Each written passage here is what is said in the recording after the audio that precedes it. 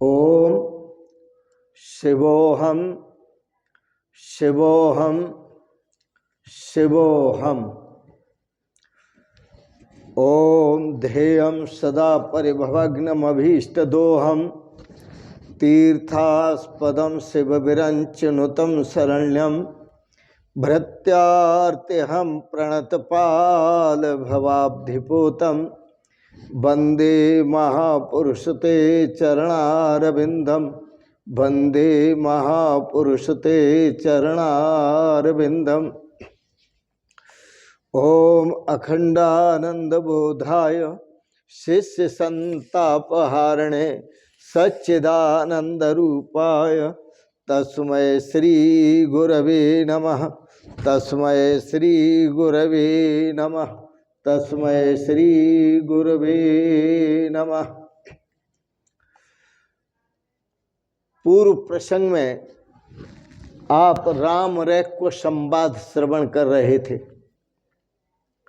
भगवान श्री राम के तीन गुरु, शास्त्र विद्या के महर्षि वशिष्ठ, शस्त्र विद्या के महर्षि विश्वामित्र और ब्रह्म विद्या के महर्षि रैक्व। यहाँ आप वर्तमान में रैक्व राम संवाद श्रवण कर रहे हैं।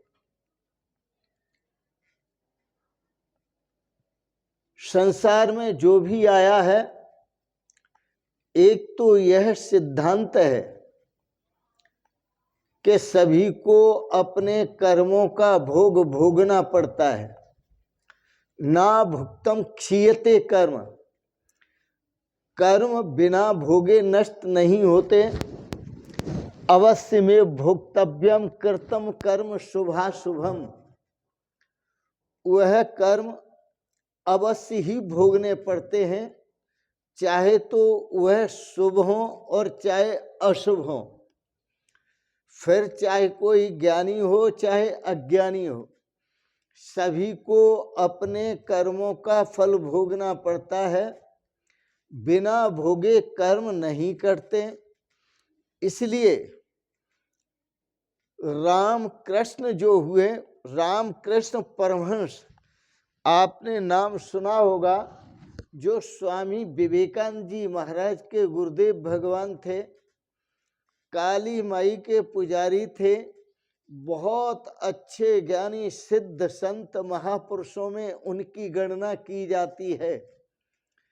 जब उनको कैंसर हुआ तो कैंसर गले में हुआ और वह कैंसर लाइलाज हो गया और उनका जो जीवन था, जीवन लीला थी, वह कैंसर से ही समाप्त हुई।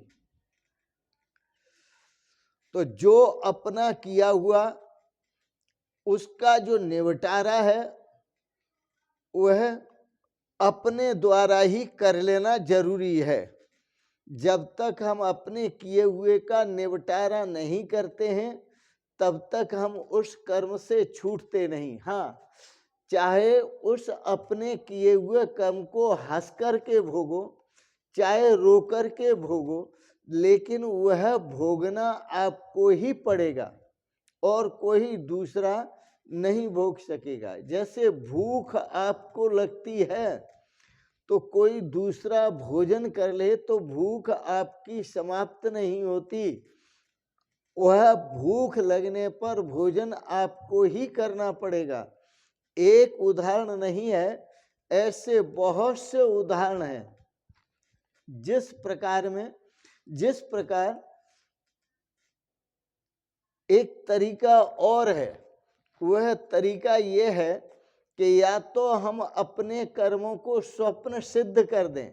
जैसे स्वप्ने में सिर काटे कोई, बिन जागे न दूर दुख होई। स्वप्न में हमें लगता है कि हमारे सिर को कोई धीरे धीरे काट रहा है। यदि हम जाग जाते हैं तो वह दुख दूर हो जाता है, और यदि हम जागते नहीं तो वह दुख में दुखी ही होते रहते हैं। सपने में सिर काटे कोई, बिन जागे न दूर दुख होई। इसी प्रकार से मोह निशासम शोभन हारा, देखिए स्वप्न अनेक प्रकार। आप इस संसार में मोह रूपी रात्रि में सो रहे हैं और अनेक प्रकार के स्वप्न देख रहे हैं, और उन स्वप्नों को देखने में आप दुखी हो रहे हैं, कभी सुखी हो रहे हैं। लेकिन जब आप मोह रूपी निद्रा से जागेंगे तभी आप इस सुख दुख से मुक्त होंगे। इसलिए वेद में कहा, उत्तिष्ठत जागृत प्राप्य वरान निबोधत क्षुरस्य धारा निस्ता दुरत्या। अरे भाई उठो, जागो और संत सतगुरुओं महापुरुषों की शरण में जाकर अपने स्वरूप को जानो, अपने स्वरूप का ज्ञान प्राप्त करो। तो जिस प्रकार जाग जाने पर स्वप्न की क्रिया नष्ट हो जाती है, नाश को प्राप्त होती है, वैसे ही अहम ब्रह्मेति विजानात, अहम ब्रह्मास्मि, मैं ब्रह्म हूं, ऐसा ज्ञान होने पर करोड़ों अरबों जन्मों का जो इकट्ठा किया हुआ संचित कर्म है वह नाश को प्राप्त होता है। लेकिन जब तक आत्मबोध नहीं होता तब तक नाना प्रकार की योनियों में भटकना पड़ता है। आत्म ज्ञान बिना नर भटके, कोई मथुरा कोई काशी, मोए सुन सुन आवत हासी, पानी में मीन प्यासी। और एक उदाहरण नहीं है, प्रारब्ध कर्म सबको भोगने पड़ते हैं। वह जैसे इस संबंध में जो हमने बात की है, दूसरे उदाहरण भी आपको देते हैं। तो रामकृष्ण परमहंस को कैंसर हुआ, उनका जीवन कैंसर में समाप्त, जीवन लीला कैंसर में समाप्त हुई। कैंसर की बहुत बुरी बीमारियां हैं। बुद्ध भगवान जो हुए, वह जो बुद्ध भगवान थे तो उनको किसी ने विषाक्त भोजन कराया था, तो उस विष से उनकी मृत्यु हुई। ये प्रारब्ध है। महावीर भगवान जो थे, जैन धर्म प्रवर्तक जो महावीर भगवान थे, उनको पेचिस हो गई थी और वो पेचिस भी लाइलाज हो गई थी और उनका पेचिस में ही जीवन लीला समाप्त हुई। तो इस प्रकार से बड़े बड़े महर्षि रमण हुए, उनको भी कैंसर हुआ, तो उनकी जीवन लीला भी कैंसर से समाप्त हुई। ये सब है क्या? ये प्रारब्ध है, ये संचित कर्म है। अवश्य में भोक्तव्यम कृतम कर्म शुभाशुभम। हर मनुष्य को अपने कर्मों का फल अवश्य ही भोगना पड़ता है, चाहे वो शुभ कर्म हो और चाहे अशुभ कर्म हो। कृतम कर्म शुभाशुभम, क्योंकि ना भुक्तम क्षीयते कर्म, बिना भोगे कर्म नष्ट नहीं होते। ये हमने आपके सामने पुष्टि की कि कर्म बिना भोगे नष्ट नहीं होते। अब हम आपको ये बताएंगे, क्या जो कर्म किए हैं इस पर विचार करें, क्या आपने किए हैं? इन कर्मों को जो संचित कर्म हुए वो करने वाले क्या आप हैं? मैंने तो सुना है कि शरीर से कर्म होते हैं, फांसी भी शरीर को दी जाती है। मन से कर्म होते हैं, सुखी और दुखी मन ही होता है। तो इस प्रकार से आप अपने को पहचाने कि आप यह शरीर नहीं है, आप मन नहीं है, आप बुद्धि नहीं है, आप इंद्रियां नहीं है। अरे इंसान, अपने आप को पहचान, यही है भक्ति और यही है ज्ञान। हे इंसान, अपने स्वरूप को पहचान, इसी में भक्ति है और इसी में ज्ञान है। तो भगवान श्री राम को उनके सतगुरुदेव भगवान कहते हैं, राम जी सुनो, स्वम संगम उदासीनम परिज्ञाय नभो यथा न शिलिष्यते यति किंचित कदाचित भाव कर्म भी। हे राम जी, स्वम असंगम, जो अपने आप को असंग देख लेता है। असंग का मतलब संग रहित, कभी किसी का संग किया ही नहीं। उदासीनम, जो अपने को उदासीन देख लेता है। उत आसीन, उत नाम परमात्मा का, उस परमात्मा में स्थित अपने आप को देख लेता है। परिज्ञा है, जान लेता है। नभो यथा, जैसे आकाश। अब यहां आकाश का उदाहरण क्यों दिया? आकाश का उदाहरण ये इसलिए दिया कि आकाश एक घड़े में स्थित है। घड़े में आप शराब भर दो तो वह आकाश शराबी नहीं हो जाता। और आकाश में जो शराब है, उस शराब का दोष आकाश को नहीं लगता। गंगा जल भर दो तो उस पवित्रता का जो गुण जो है वो आकाश को नहीं लगता। हाँ, जो घड़ा है उसको शराब का भी दोष लगता है और गंगा जल का भी दोष गुण लगता है, क्योंकि घड़े में शराब भरेंगे तो उसमें शराब की दुर्गंधी आएगी। और यदि गंगा जल भरेंगे, सेंट डाल देंगे तो सेंट की सुगंधी आएगी और गंगा जल की पवित्रता नजर आएगी। लेकिन ये शुद्धि और अशुद्धि का दोष यह घड़े का है, यह आकाश का नहीं है। क्योंकि आकाश तो कभी किसी के साथ ही नहीं होता। आकाश तो सदा असंग होता है और उदासीन होता है। आकाश किसी का साथ नहीं करता, सदा असंग रहता है। तो नभो यथा, गुरुदेव भगवान कहते हैं, हे राम जी, आकाश के समान अपने आप को असंग जानकर, आकाश के समान अपने आप को असंग जानो और उदासीन जानकर योगी जन जो होते हैं वो भविष्य के कर्मों से कभी लेस मात्र भी लिपायमान नहीं होते, भविष्य के कर्मों से लिप्त नहीं होते। फिर बात को समझो। जैसे आकाश है, आप घड़े में कुछ भी भर दीजिए लेकिन उसका दोष आकाश को नहीं लगता। जब भी आप घड़े को उठा करके अलग ले जाएंगे या स्थानांतरित करेंगे तो घड़े का स्थानांतरित होगा, घड़े का स्थानांतरण होगा, आकाश का स्थानांतरण नहीं होगा। इसी तरह वो दुर्गंधी है, सुगंधी है, उसका स्थानांतरण होगा, लेकिन आकाश का स्थानांतरण नहीं होगा। इसी प्रकार से यह जो शरीर है हमारा, यह उस घड़े की तरह है और हम जो हैं शरीर में आकाशवत सर्वगतश्च नित्यः नित्यो अहम आत्मा, मैं तो उस निर्मल आकाश की तरह नित्य शाश्वत अविनाशी आत्मा हूं जो बिल्कुल निर्दोष हूं, मुझे कभी दोष छूता भी नहीं है।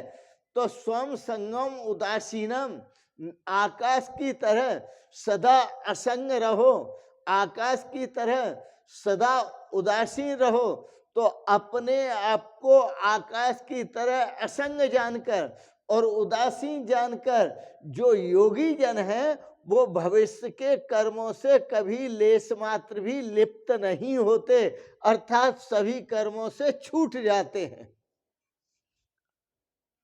जो कर चुके हैं, अज्ञान में जो कर चुके हैं वो तो उनको भोगने पड़ेंगे, लेकिन भविष्य के जो कर्म हैं उनमें वो लिपायमान नहीं होंगे। और एक बात बताएं आपको, वह बात यह है कि जो कर चुके हैं वो उनसे भी मुक्त हो जाते हैं। क्यों मुक्त हो जाते हैं? जब वो देहो अहम, देह अध्यास में जीते हैं कि मैं मानव हूं, मैं शरीर हूं, मैं मनुष्य हूं, मैं आदमी हूं और मैं ये काम करता हूं, ये कर्म करता हूं, वो कर्म करता हूं, मैं देता हूं, लेता हूं, सुनता हूं, खाता हूं, पीता हूं, चलता हूं, करता हूं, भोगता हूं, तब वह कर्मों में लिपायमान होता है। और जब उसे ये पता चलता है कि ये सब धर्म किसके हैं? शरीर के धर्म है। मैं जन्मा हूं, मैं मरूंगा, मरता हूं, जन्मता हूं, घटता हूं, बढ़ता हूं, छोटा हूं, बीमार पड़ता हूं, स्वस्थ होता हूं, अस्वस्थ होता हूं, ये सब धर्म किसके हैं? शरीर के। और सुखी दुखी होना धर्म किसका है? मन का। आना जाना धर्म किसका है? प्राणों का। सुनना धर्म, सुनना न सुनना धर्म किसका है? कानों का। देखना न देखना धर्म किसका है? आंखों का। खाना न खाना धर्म किसका है? मुंह का। और यदि सूंघना न सूंघना धर्म किसका है? नासिका का। रस लेना न रस लेना धर्म किसका है? रसना का। आदान प्रदान करना धर्म किसका है? हाथों का। चलना फिरना धर्म किसका है? पैरों का। अरे तुम्हारा कोई धर्म ही नहीं है इसमें। और जब धर्म नहीं है तो तुम्हारा कोई कर्म भी नहीं है इसमें। जब तुम्हारा कोई कर्म नहीं है तो तुम तो सारे कर्मों से मुक्ति ही कहलाओगे। न श्लिष्यते यति किंचित कदाचित भाव कर्म भी। कहते हैं ऐसा जो योगी है जानने वाला कि इसमें मेरा कोई कर्म नहीं है, शरीर की क्रियाएं और इंद्रियों की क्रियाएं और अंतःकरण की क्रियाएं ये उन्हीं की हैं, ये मेरी कोई क्रियाएं नहीं है। इसलिए जो भोक्ता होगा वो शरीर होगा, जो भोक्ता होगी वो इंद्रियां होगी, और जो कर्ता भोक्ता होगा वो अंतःकरण होगा। वस्तुतः न मैं करता हूं और न मैं भोगता हूं। तो स्वम असंगम उदासीनम परिज्ञाय न वो यथा। आप तो एक आकाश की तरह है, और यही वेद कहता है आकाशवत सर्वगतश्च नित्य है। आप आकाश की तरह सब जगह व्यापक हैं और नित्य हैं, शाश्वत हैं, अविनाशी हैं।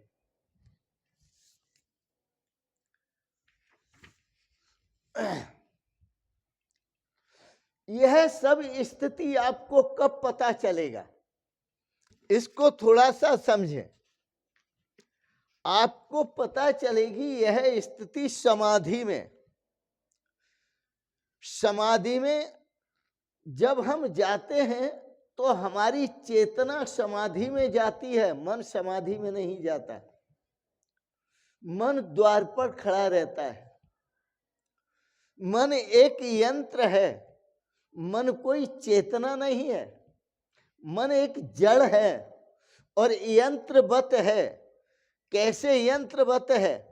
कि जैसे जब आप समाधि में जाएंगे तो आत्मा और परमात्मा का मिलन होगा। चेतना अपनी जो चेतना है, सीमित चेतना अपनी महान चेतना से, असीमित चेतना से मिलती है, एक होती है, और उस समय वह आनंद भुक होती है। अर्थात वह चेतना आनंद भोगती है, आनंद का अनुभव करती है और उस आनंद में डूबी हुई होती है। आप कहेंगे ये कैसे पता चला? ये जो मन है वह द्वार पर स्थित होता है। मन एक यंत्र है, यह हमें बाहर की भी सूचना देता है और अंदर की भी सूचना देता है। यह मन एक टैप रिकॉर्ड की तरह है। आप अपनी दहली पर टैप रिकॉर्ड रख दीजिए, चाहे आप घर में अंदर से बोलिए चाहे घर के बाहर से बोलिए, लेकिन टैप रिकॉर्ड, और आप चले जाइए और कोई भी बोले उस टैप रिकॉर्ड के सामने तो वो टैप करता रहेगा, और जब आप आएंगे तो आपको सुना देगा।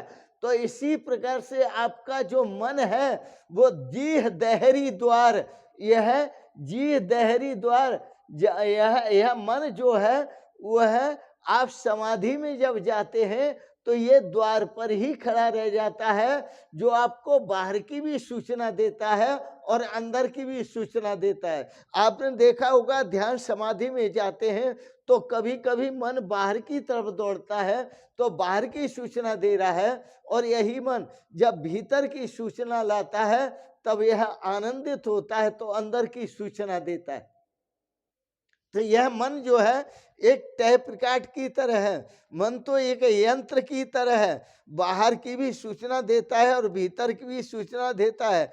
घट के भीतर की और घट के बाहर की दोनों प्रकार की सूचनाएं देता है। और यह बाहर की सूचनाएं जो यह संगठित करता है, एकत्रित करता है, तो इसके एजेंट हैं सूचना देने वाले, मन तक सूचना देने वाली इंद्रियां।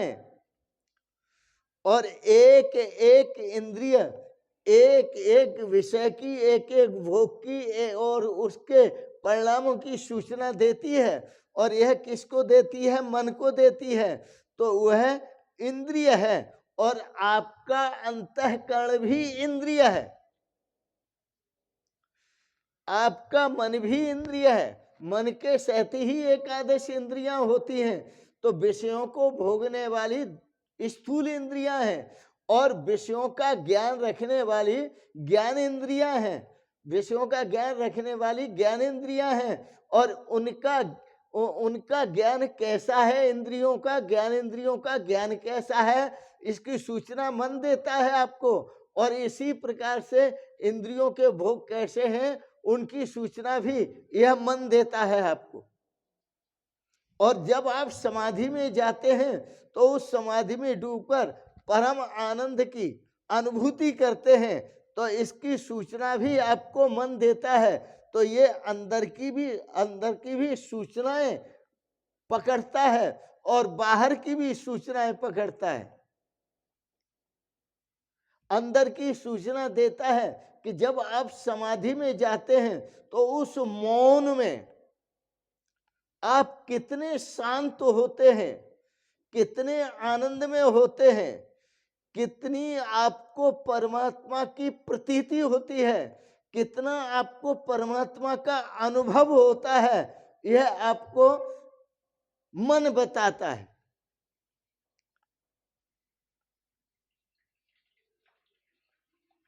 इसलिए 5 इंद्रियों की जो 5 इंद्रियां हैं उनकी कोई जरूरत नहीं है भीतर,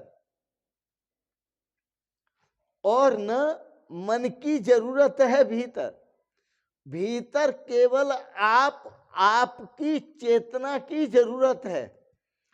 आप जिस चेतना को आत्मा कहते हैं, जिस चेतना को अहम कहते हैं, जिस चेतना के लिए वेद ने सामवेद ने कहा तत्त्वम असि, तत् नाम वह परमात्मा, त्वम मानी तुम, आत्मा, असि मानी हो। तुम अपने को आत्मा मान रहे हो लेकिन तुम ही परमात्मा हो, तत्त्वमसि। जब साधक को बोध होता है तो साधक कहता है अहम ब्रह्मास्मि, मैं ब्रह्म हूं।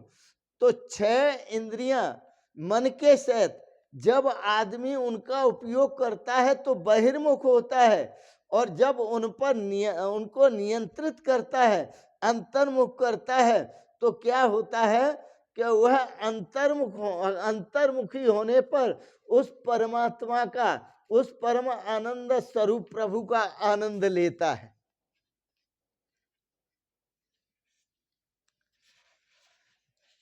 यह बड़े समझने की बात है और प्रत्येक व्यक्ति को समझना चाहिए।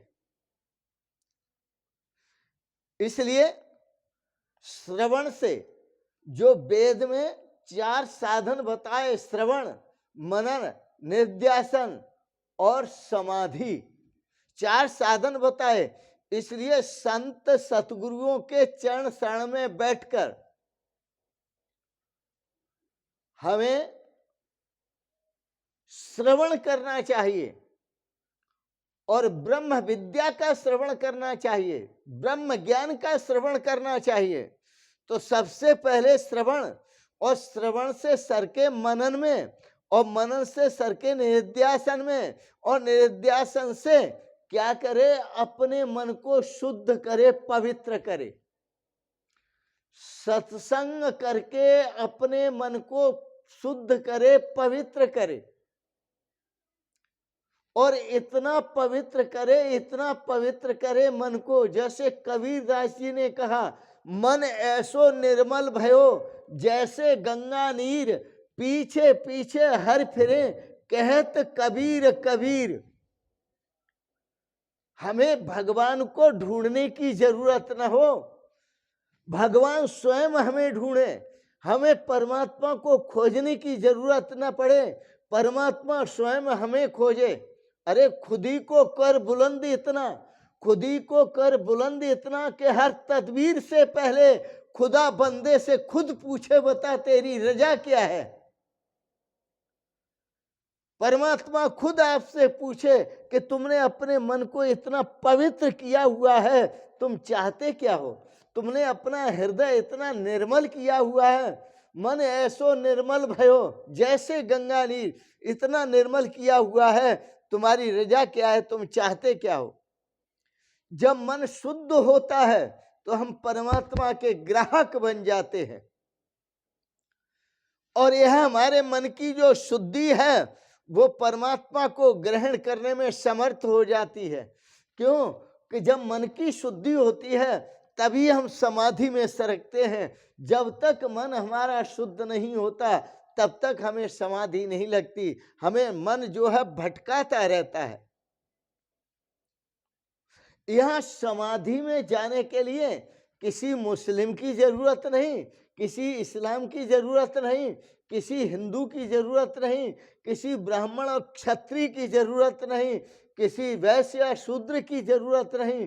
अरे समाधि में जाना हो तो मन की शुद्धि की जरूरत है। हर जाति में, हर वर्ण में आप देखेंगे तो ऋषि महर्षि हुए हैं, वो इसी तल पर पहुंच करके ऋषि महर्षि बने हैं कि उन्होंने अपने मन को इतना शुद्ध किया, इतना शुद्ध किया, इतना शुद्ध किया। जो भी मन को शुद्ध कर लेता है वह अमनी अवस्था को प्राप्त हो जाता है। जैनों में इस समाधि को अमनी अवस्था कहा कि जब मन पवित्र होता है तो अमनी अवस्था विकसित होती है साधक के जीवन में, और जब अमनी अवस्था विकसित होती है तभी उसे आत्मा और परमात्मा की एकता का बोध होता है।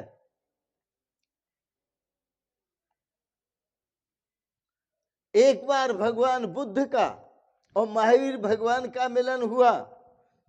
चूंकि महावीर भगवान कहते थे आत्मा ही सब कुछ है, बुद्ध ने कहा कि परमात्मा ही सब कुछ है, तो महावीर भगवान बोले परमात्मा कुछ नहीं है।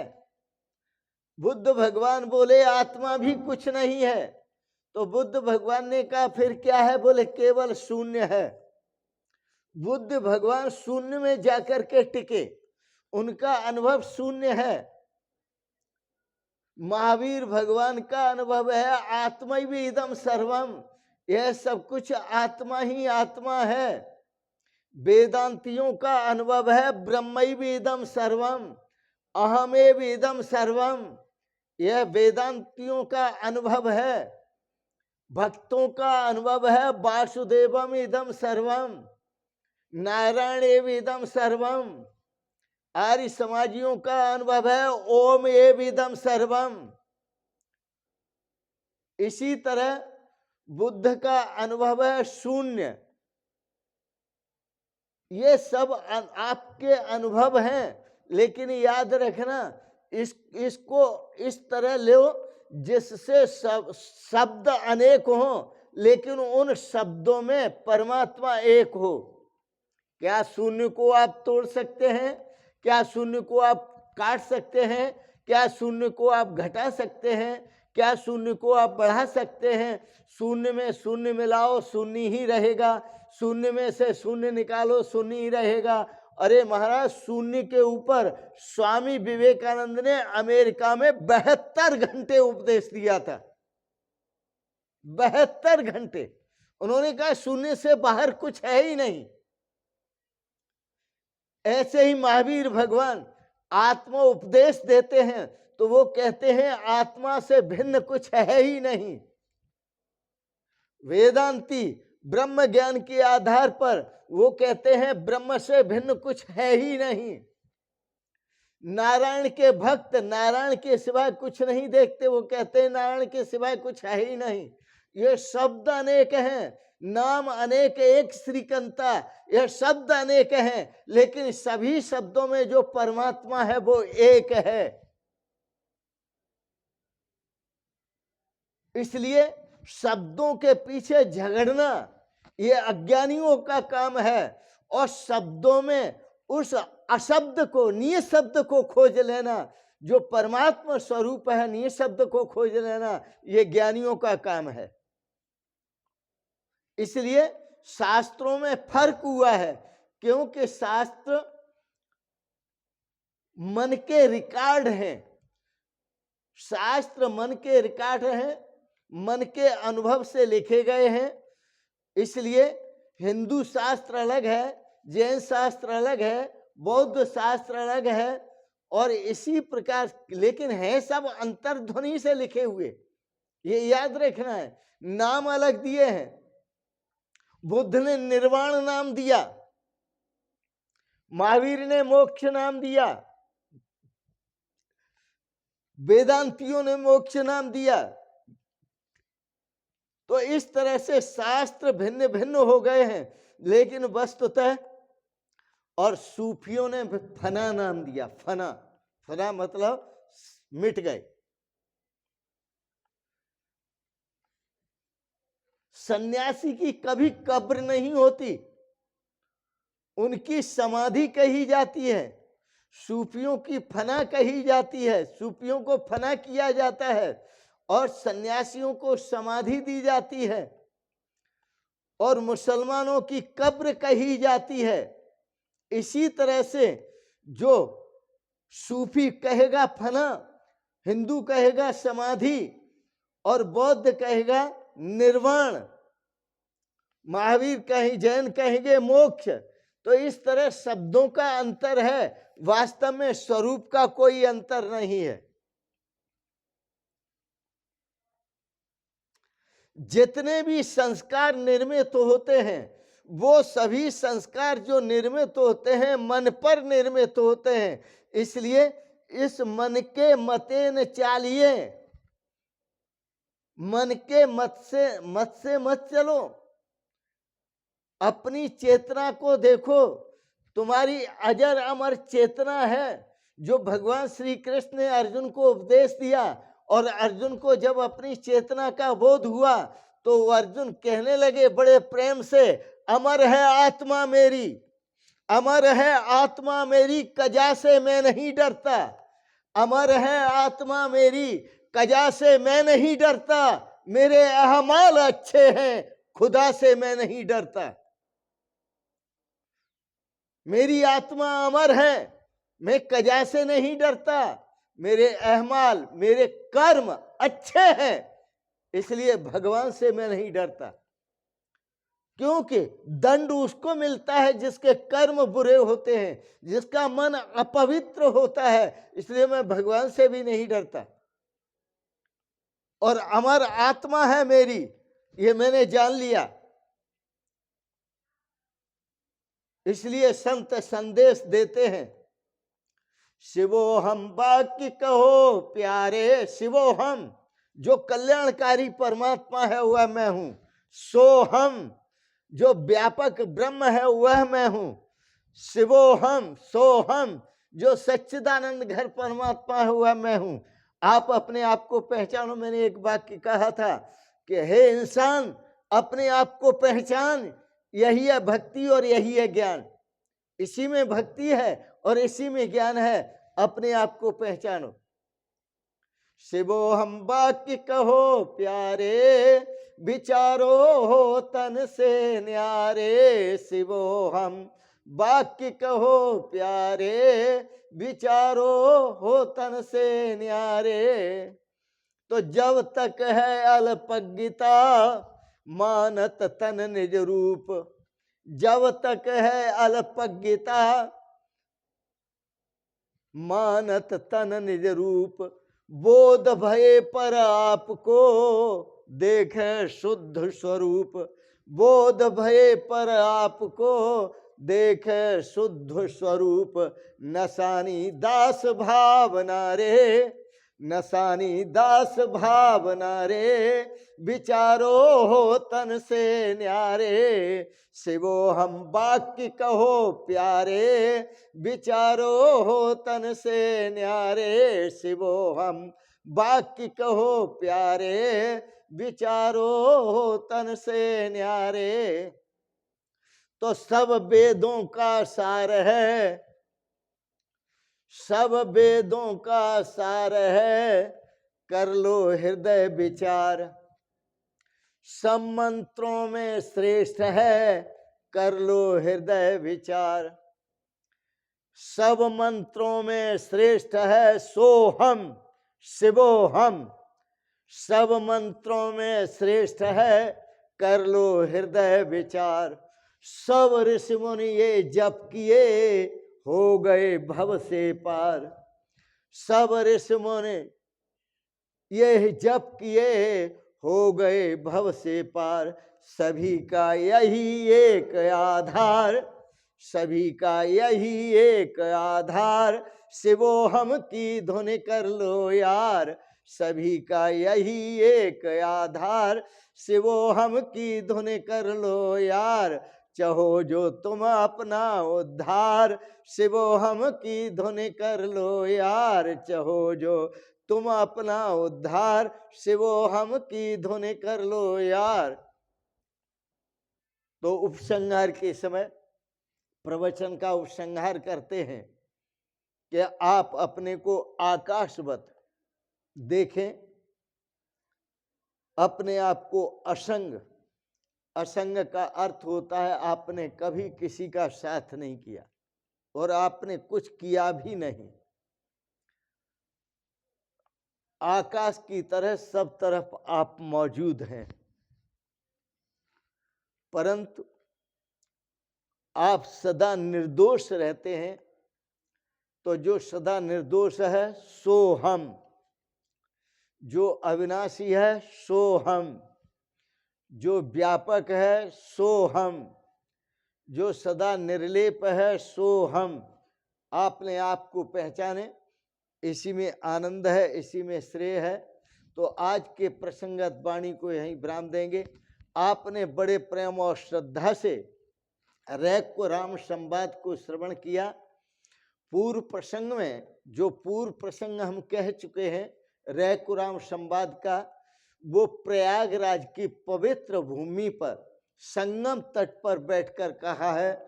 यह आज का प्रसंग हम आपको पवित्र भूमि ब्रज भूमि वृंदावन धाम में बैठकर सुना रहे हैं। जो आपने सुना है आश्रम में जोधपुर निवासी राजपूत परिवार भी आया हुआ है, भाटी परिवार, और उनके साथ उनका परिवार आया है, वह सभी है। मैं सबका अभिनंदन करता हूँ, वंदन करता हूँ। सबका स्वागत है ब्रजभूमि में। और इन शब्दों के साथ ही आप सबके प्रति मंगलमयी कोटि से मंगलमयी शुभकामनाएं करते हुए, बहुत बहुत शुभकामनाएं, बहुत बहुत आशीर्वाद और बहुत बहुत प्रणाम आप सबको। प्रणाम प्रणाम प्रणाम। शिवोहम शिवोहम शिवोहम।